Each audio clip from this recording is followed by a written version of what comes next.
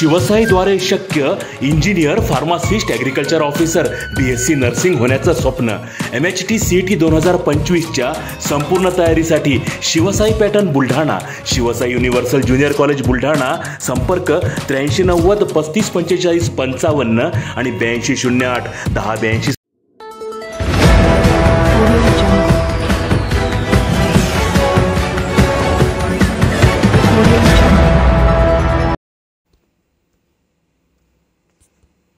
बकरी ईदच्या पार्श्वभूमीवर खामगाव पोलिसांचे मॉक ड्रिल.